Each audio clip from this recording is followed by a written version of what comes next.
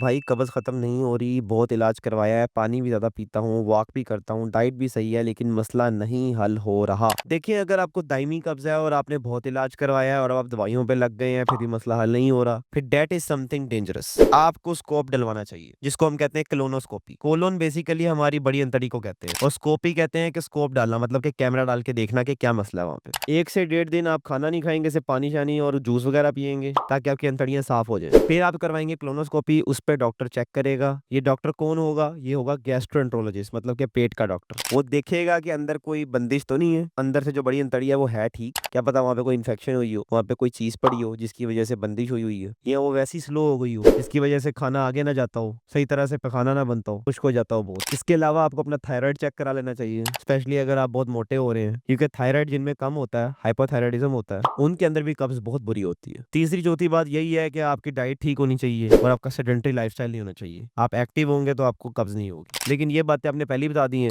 तो पहली तो जो बातें हैं वो ज्यादा जरूरी हैं। जल्द से जल्द किसी अच्छे गैस्ट्रोएंटरोलॉजिस्ट को दिखाएं। इसके बाद जो नेक्स्ट क्वेश्चन है वो ये है कि